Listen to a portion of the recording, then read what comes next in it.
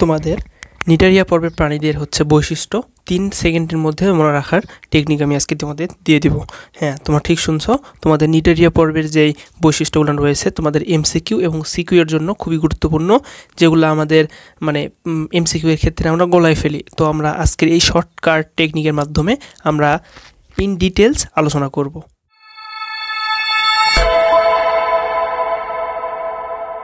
তো ভাইয়া, আমি এখানে একটা শর্টকাট দিছি। সেই শর্টকাটটা কি?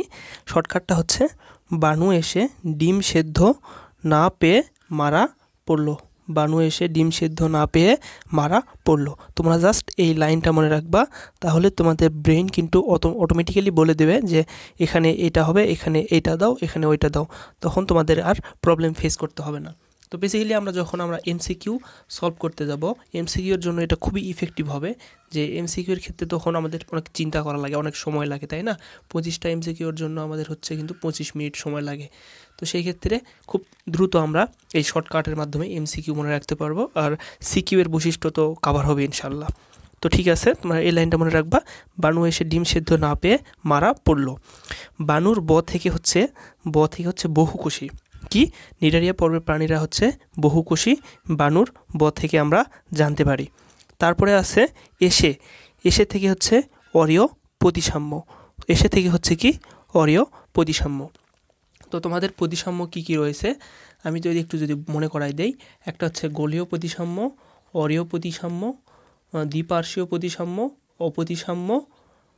এই তোমাদের এই প্রতিসাম্যগুলো একটা শর্টকাট আমি একটা দিয়ে দেবো আলাদাভাবে, চিন্তার কোনো কারণ নাই। এই একটা শর্টকাটের মাধ্যমে ভাইয়া, জাস্ট একটা শর্টকাটের মাধ্যমে তোমাদের এই প্রতিসাম্যতা ক্লিয়ার হয়ে যাবে ইনশাল্লাহ। তো তারপরে সেটা হচ্ছে ডিম। ডিমের ড থেকে হচ্ছে ডিপ্লোব্লাস্টিক। ডিমের ড থেকে কি ভাইয়া? ডিমের ড থেকে হচ্ছে ডিপ্লোব্লাস্টিক। তারপরে আছে কি? দন্তস্ব, সেদ্ধর দন্তস্ব। দন্তস্বর হচ্ছে সিলেন্টেরন। কি? সিলেন্টেরন। আমি তোমাদের আগে ভিডিওতে একটা কথা বলছিলাম, যেখানে তোমরা দেখবা হচ্ছে এন্টেরন কথাটা আছে। কি আছে? এন্টেরন। এন্টেরন। তাহলে সেটা হচ্ছে পরিপাক নালীর সাথে সম্পর্কযুক্ত। সেটা কি? পরিপাক নালীর সাথে সম্পর্কযুক্ত। সিলেন্টেরন মানে হচ্ছে এটা একটা গহ্বর। সিলেন্টেরন গহ্বর মানে ফাঁকা জায়গা। তোমরা আস্তে আস্তে যেহেতু প্রথম আসো, এখন হয়তো বুঝতে সমস্যা হচ্ছে, তোমাদের আস্তে আস্তে তোমরা এটা ক্লিয়ার হয়ে যাবে ভাইয়া। হ্যাঁ, চিন্তার কোনো কারণ নাই। তো এন্টেরন মানে কি? পরিপাক নালীর সাথে সম্পর্কযুক্ত। এটা হচ্ছে কি? একটা গহ্বর বা ফাঁকা জায়গা। তো তারপরে হচ্ছে সেটা হচ্ছে সেদ্ধ না পেয়ে মারা পড়লো। নায়ের ন থেকে হচ্ছে দুইটা জিনিস হয়। একটা হচ্ছে নেমাটোসিস্ট আর একটা হচ্ছে নিডোসাইট। নেমাটোসিস্ট আর একটা হচ্ছে নিডোসাইট। তো যেখানে তোমরা এই কথাটা লিখবা হচ্ছে সাইট কথাটা দেখবা। কি দেখবা? সাইট। CYT আর হচ্ছে ই। যেখানে সাইট লেখা দেখবা সেটা হচ্ছে কিন্তু তোমাদের একটা কোষের নাম। কোষের নাম মানে হচ্ছে সাইট। সাইট মানে হচ্ছে কোষ। তো নেমাটোসিস্ট এবং নিডোসাইট হচ্ছে নায়ের বৈশিষ্ট্য। তারপরে যদি আমরা দেখি তাহলে কি? পে থেকে হচ্ছে পলিপ, এবং হচ্ছে মারার ম থেকে হচ্ছে মেডুসা, পড়লোর প থেকে হচ্ছে প্লানুলা লার্ভা। এই প্লানুলা লার্ভাটা খুবই গুরুত্বপূর্ণ, আমাদের লার্ভা কিন্তু পরীক্ষায় আসে। তো সবগুলোই গুরুত্বপূর্ণ। তারপরেও আমি তোমাদেরকে আবার রিপিট করতেছি। বানু এসে ডিম সিদ্ধ না পেয়ে মারা পড়লো। বানু থেকে বহুকোষী প্রাণী, এসে অরীয় প্রতিসাম্য, ডিম থেকে ডিপ্লোপ্লাস্টিক, সেদ্ধ থেকে হচ্ছে সিলেন্টেরন গহ্বর, আর না থেকে হচ্ছে নেমাটোসিস্ট, নিডোসাইট, যেখানে সাইট মানে হচ্ছে কোষ, পলিপ থেকে হচ্ছে পলিপ, মারা থেকে মারা মেডুসা, আর পড়লো থেকে হচ্ছে প্লানুলা। তো এখন তোমরা আমাকে বললো ভাইয়া পলিপ কি আর হচ্ছে মেডুসা কি? পলিপ মেডুসা তো আমরা বুঝলাম না। পলিপ কি, মেডুসা কি?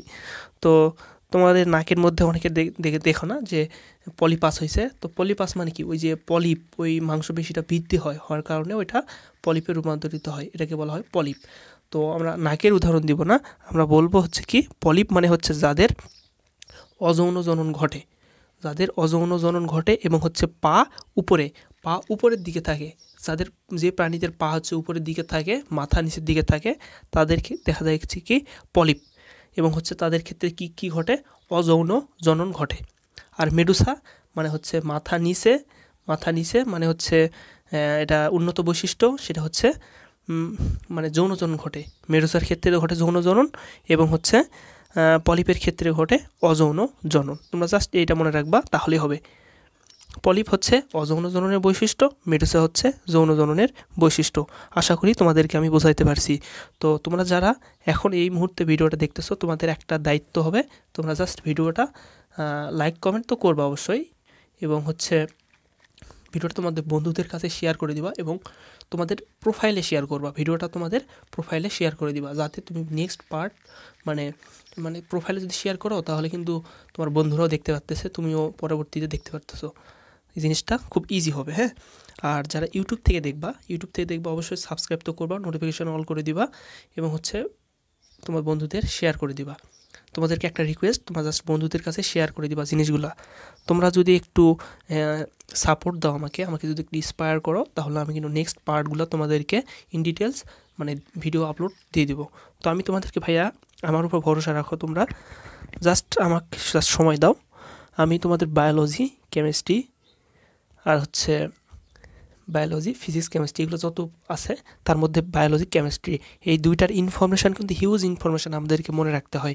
এক্ষেত্রে আমি তোমাদের এমন কোনো শর্টকাট নাই যে দেবো না, যে শর্টকাট তোমরা ফলো করে খুব সহজে তোমরা হচ্ছে এমসিকিউ তো পাওয়াই, অ্যাডমিশনেও গিয়ে জিনিসগুলো ইজি হবে। তোমরা যদি অ্যাডমিশন যদি এক ধাপ আগায় থাকো, তাহলে কি তোমাদের জন্য এটা বোনাস পয়েন্ট না? অবশ্যই বোনাস পয়েন্ট। তো আমি চেষ্টা করব তোমাদের সব ভিডিও পরবর্তীতে আপলোড সিকোয়েন্সিয়ালি দেওয়ার। তো আগে আমরা আলোচনা করেছিলাম পরিফেরা, এবার আলোচনা করলাম হচ্ছে নিডারিয়া। এর পরবর্তীতে ভিডিওতে আলোচনা করবো হচ্ছে প্লাটিহেলমিনথেস। তোমরা জাস্ট খাতায় এগুলা নোট করবা ভাইয়া, নোট করে রেখে দিবা। আমি যেভাবে বললাম সেভাবে একবার করে পড়বা। তোমার আগে বই পড়ার দরকার নাই, আমি যেভাবে বৈশিষ্ট্যগুলো বললাম সেই বৈশিষ্ট্য তোমরা খাতায় লিখবা, পর্বের নাম দিয়ে খাতায় লিখবা। লিখার পর 2-3 বার পড়ার পর বইটা পড়বা। আমি যা বলছি বইয়ের মধ্যে মিল পাও কি না, কোন টপিকটা নাই দেখবা, কোন টপিকটা নাই বইয়ের মধ্যে আমাকে বলবা, ভাই আপনি এই টপিকটা পড়াইছিলেন, এই শর্টকাট এর মধ্যে কিন্তু পরীক্ষায় এই বোর্ডে এটা আসে নাই। তো আমি তোমাদেরকে তখন সেটার জবাব দিব আর কি। ঠিক আছে, সবাই ভালো থেকো। আসসালামু আলাইকুম রহমতুল্লাহ।